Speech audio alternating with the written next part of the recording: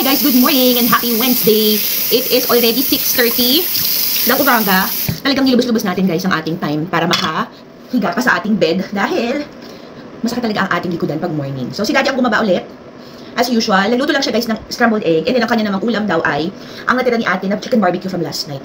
So ito, naka-scram suit tayo ngayon. Ay actually hindi, naka-long sleeves muna ako guys tapos mag-scram suit tayo. Ang ating work ay home care at ang mag-start yan ng 9 a.m. Sorry, 9 p.m. Gabi yan. So yung patient natin ngayon guys, medyo malayo. Ito, mag-scram suit na ako. Ang temperature ngayon guys ay only 31 degrees. So nag-scram suit na ako. Ayan. Hindi na ako nagsha-shower sa umaga guys kasi napakalamig. Hindi kinakaya ni ng ating Arthur. Si Daddy nagbabasa ng hair sa umaga kasi nagsha-shower kami guys sa gabi na bago tayo matulog, nagsha-shower tayo. At dahil sa kadahilanan naman na hindi tayo nagpapawisan sa gabi, eh carry boom lang yun. Okay, ito na ang ating mahiwaga. Ang ating collagen sa ating face, ganyan lang. Dahil tayo ay home care, sunscreen, and moisturizer combo in one. Para tayo ay protektado kay haring araw. So, medyo ano din ngayon guys, medyo maaraw din, pero malamig. Nagigets nyo ba yung ibig kong sabihin? So, maaraw, pero yung temperature mababa. At dahil sa maaraw nga, maglagay tayo syempre ng protection from the sun. Okay, ganun lang guys, simple lang. Pagkatapos natin maghilamos ang ating application ng sunscreen moisturizer, pati na din ang ating collagen. Ano ba yan? May pimple ako dito, hindi pa nawawala. At tingnan yung buhok ko ngayon guys, medyo maganda. May sariling pag-iisip talaga to eh. Hindi natin kailangan mag-clip today. So ayan, dali na tayo magkape. Yung mga bata ay kumakain yata. Let's go.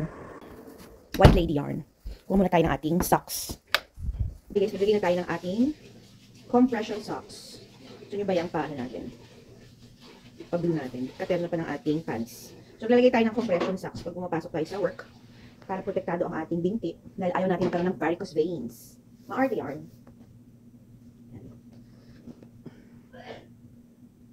Ang sarap sa pakiramdam nito guys. Pag naka-compression socks. Kahit wala naman tayong swelling. Yan. Okay guys.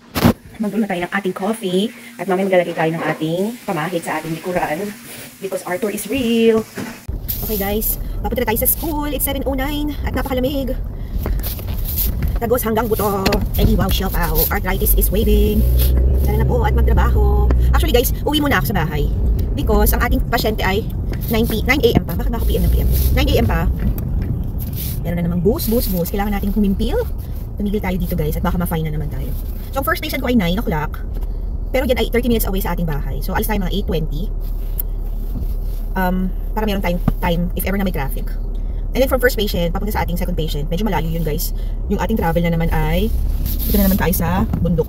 Sa Bunis. And tatlo lang actually yung pasyente ko. And then yung last patient naman, malapit lang dito sa school ni ate. Pero yan ay nakaschedule pa ng 1 o'clock na ang hapon. So kung meron tayong time, depende sa travel natin kung gaano katagal yung travel. At kung gaano katagal din tayo sa bahay ni patient. Baka makauwi pa ako sa bahay para kumain ng lunch. Si tatay hindi na rin nagbaon dahil mga 12:30 daw nasa bahay na siya. So siya na ang magpe-prepare ng lunch niya. Meron pa tayong longganisa from Saturday.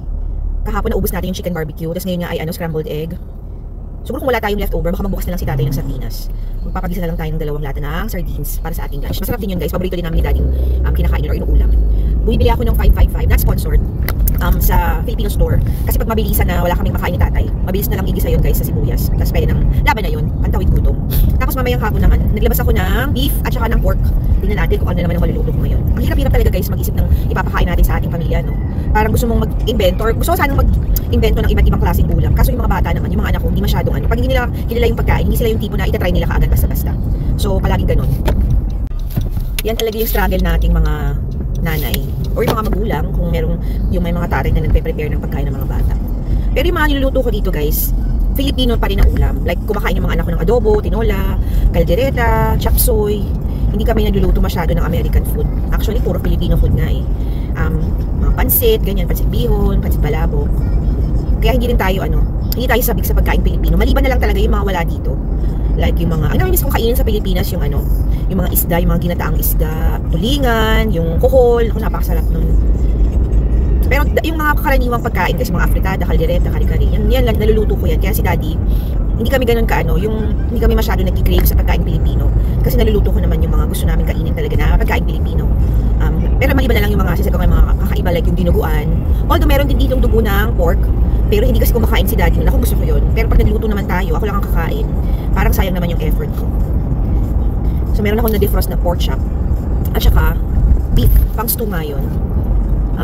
Hindi ko alam kung gagawin kong kaldereta or ano pa bang luto ng baka. Yung mabilisan lang kasi alam niyo naman yung buhay natin dito. Wala tayong liberty or wala tayong masyadong oras na sa kitchen ka titindig ka rin ng 3 hours para sa isang meal. Yung mga mabilisan lang like yung tinola. Gustong-gusto ng mga anak ko yun. Kaya yung mga tanim nating mga sili guys, yung dahon nun ay naka-freeze. Ito na ang pagkakataon. Ito na yung time na nagagamit natin yung mga na-freeze nating dahon ng sili. Dahil pumasok na nga yung taglamig. At gusto nila yung tinolang manok. Kaya yan, baka magluto tayo. Pero syempre ayaw naman natin ng tinola every week. Baka naman magalit na yung mga anak ko. Araw-araw na lang ganun ang ulam nila. Tapos ako pa naman guys, hindi ako nagluluto basta-basta hanggat may tira pa. So kung marami tayong ilutong tinola, baka araw-araw tayong nakatinola. Lilipad na tayo. Para tayong Angry Bird na doon. So dito tayo sa YouTube University kung ano ang pwede natin maluto sa pork chop. Comment down below kung meron kayong alam na luto ng pork chop and beef. Yung madalian lang guys ha. Ayan guys, nakababa na si Bunso. Dito na tayo sa kanyang school. It is 7:80. Kamuti ko na makalimutan bigyan siya ng money para sa kanyang lunch account.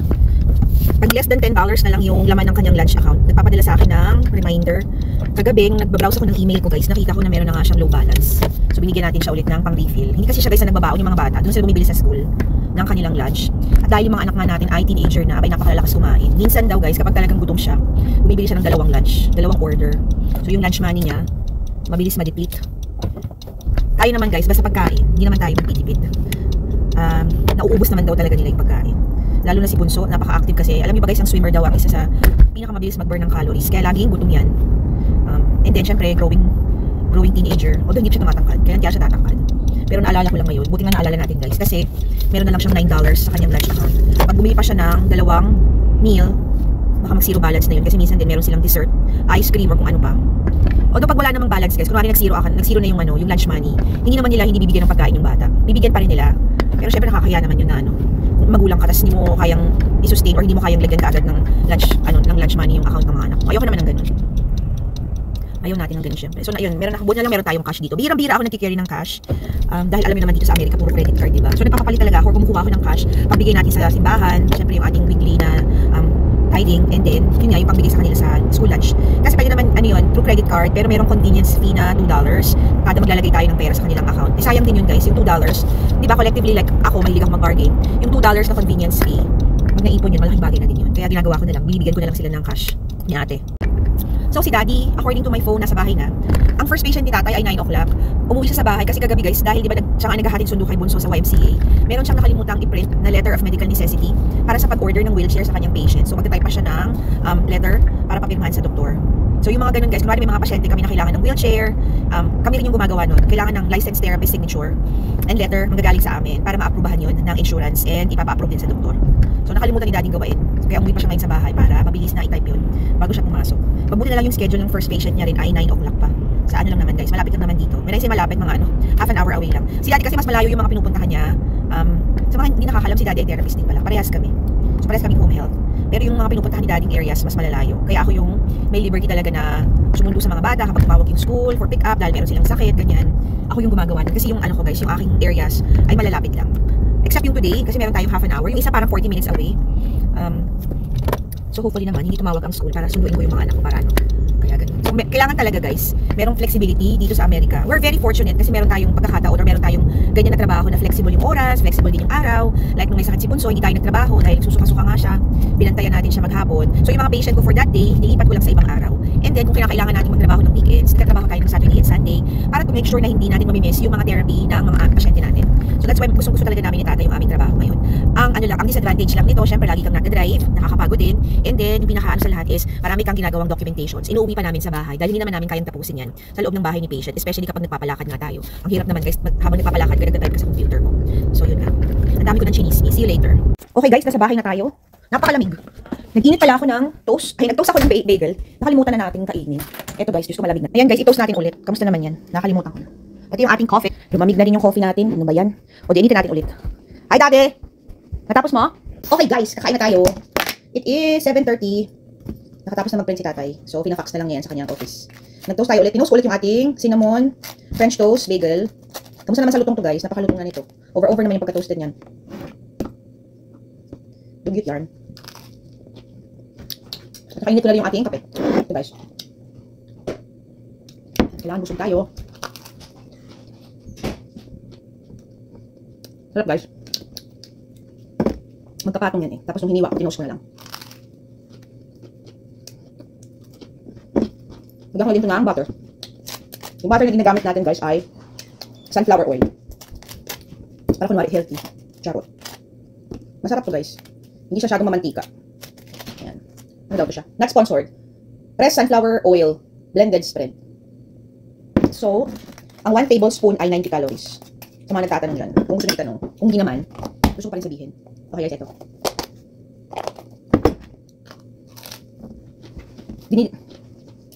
Dinagdagan ko ng tubig yung monstera ko guys. Nabasa ko yung mga jammers ni Jay. Hindi natin masyadong i-shoot dun sa vase. Kaya medyo basa.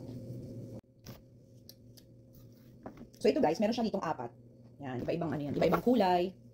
Para araw-araw, iba yung suot niya. Hindi naman required na iba-iba. Pero, pag kasi yun at yun, ikaw isang piraso lang. Siguro mga isang buwan lang, 2 buwan lang manipis na. Ito naman nabili natin ito syempre naka-sale yan, kaya iba-ibang kulay. Maganda rin yung quality nito. Kaya ito araw-araw, niro-rotate niya yan. Tapos meron siyang isang jammers na ginagamit pag nagko-compete siya. Okay guys, balikan ko na lang kayo mamaya. Tapusin ko na muna itong ating breakfast para makapag-prepare na din tayo sa ating work. See you later. Hi guys, I am ready to go to work. It is 8:21. Nagliquid muna tayo guys ng ating kitchen. Iniload up ko na yung mga dirty dishes natin sa ating dishwasher. And then ipinasok ko muna sa fridge yung ating na-defrost na pork chop and beef. Turn left onto Woods Drive. Ang dating natin guys sa bahay ni patient ay around 8:51. So yan ay half an hour from our place. Balikan ko kayo ulit. Napakahaba na naman ng ating chismisan at kwentuhan ngayong araw ng Wednesday. Baka guys gawin natin 2-part ang ating video for today. Again, maraming salamat sa lahat ng mga nanonood at nag-i-enjoy sa ating pag-share ng araw-araw nating buhay dito sa lugar ni Uncle Sam. See you guys later! Okay guys, dito na tayo sa bahay ni patient. Naglagay na ako ng aking badge. Ito na din ang ating work phone at naglagay pala tayo ng clip for today's video. Dahil yung buhok natin guys ay nag-decide na hindi makisama. Eh di wow, siopaw. Isuot na rin natin ang ating salamin. Okay guys, see you later. Tayo ay maghanap buhay na muna for the tongda. Bye! Okay guys, nandito na tayo sa ating patient number 2. At yan ay from a different company. Kaya naman, magpalit na tayo ng ating badge. Ano nangyari dito sa ating gunk getter? Meron tayo dito ang gunk getter guys. Ang kuha natin ng mga maduduming crumbs sa ating sasakyan. So dahil ito ay from a different agency, kailangan natin gumamit ng different badge. Eh di wow, siopaw. Okay, kunin na natin ang ating work bag kung saan nandun ang ating mga stethoscope at kung anik-anik. I will see you guys again later. Hanap buhay ulit si Mama. Let's go. Hi guys, I am back on Wednesday morning. Nandito tayo sa Sam's Club. Tingnan nyo guys ang ating napakagandang bumuka na naman sa ating atensyon. Ito talaga yung nagpapasaya sa akin. Tingnan nyo. Ayan na guys I think this is Christmas cactus. Ayan, meron sila dito mga houseplants, iba't ibang klase. Ang gaganda. So yan ay $17. So tingnan nyo yung paso, ang ganda-ganda. Mga succulent guys. Ayan. Napakagaganda. Pero for the tingin lang tayo guys, dahil tayo naman ay napakarami ng houseplant. Meron din sila dito holiday tree in a bag. Ito guys, oh. So ayan. So ito ay $20. Isang bag na siya. Pumunta tayo dito para bumili ng mga snacks ng bagets. Goldfish and lace. Tingnan nyo, napakaganda ng mga decors nila guys. Ito naman yung mga bandang sa ganito guys, puros mga appliances, TV. Ayan. Mabilis lang tayo guys dahil meron pa tayong 1 o'clock na pasyente. Pero syempre mag-ikot-ikot muna tayo. Hindi naman tayo mag-grocery o mag-shopping. Naubos na lang kasi yung mga snacks ng mga bata. Ito guys, kapag mahilig kang mag-hunting. Yan, mga cooler, camouflage, kung ano-ano. Ayan. Ang ganda nito. Cooler bag. $64. Ayan. Tapos ready na din yung mga Christmas balls nila, Christmas ornaments. Ito naman ay cookies sa loob ng jar. Ayan. Meron siyang iba't ibang klase ng ceramic na lalagyanan. Dito tayo guys. So, sino dyan ang mahilig sa Ferrero? Shout out sa mga mahilig sa chocolates. Ito guys ay $15.98. Yan. Dati mahilig ako dyan guys. Pero ngayon parang hindi na masyado. Dahil matamis din kasi yan. So ayan, ang pinunta natin is snacks ng mga bata. Binabaon kasi nila to. So bili tayo ng isang bag. Ito ay $12.78. And then, kuha rin tayo ng lace. Hindi ko makita yung lace guys. Dito yata. Ito mga chocolates, M&M's, Reese's, peanut butter cups. So itong M&M na red and green, yung isang jar ito. Peanuts. Yun ay may $3 off. So $13.48 ang isa. Ito ang pinunta natin dito. Lace. Ito naman ay 50 count for $18.98. So tayo ay kailangan talaga nating may trabaho dahil yung mga anak namin laging gutom. Ito naman guys, M&M peanut goals. Ito I think ano to, ito. Kasi dahil itong ay Halloween candy. Ayan, so meron siyang $4.97 na savings. Ito yan guys, yung peanuts. Asan na yun? Ito. M&M peanut goals. Ayan. $11.51. So ito ay Original price niya is 1648 minus 497. Meron na lang 1151 na lang yung babayaran. Parang gusto kong kumuha nito. Ano kaya ang ating magiging desisyon? Anything na may peanuts, gusto ko yan. Kung mahilig kayo sa chocolates, guys. Naku, ito yung ano. Tingnan nyo yan. Diabetes is talagang waving. Ayan. Dito sa Sam's Club, bultuhan, guys. Para itong SNR. Tingnan nyo itong napakalaking Reese's na to. Gifting basket. 375 pieces. At nagkakahalaga yan ng 57.98. Okay, guys. Tara na. Tayo baka pa may engganyo pa tayong bumili. Mag-check out na ako, guys. Okay, guys. Mag-check out na tayo. Gamit ang ating app. Para hindi tayo pipila sa cashier. Let's go. I am back, guys, and happy Wednesday again! Yan lang muna for today's video. Remember, family time is the best time, and every gising with your family is always a blessing. Bye!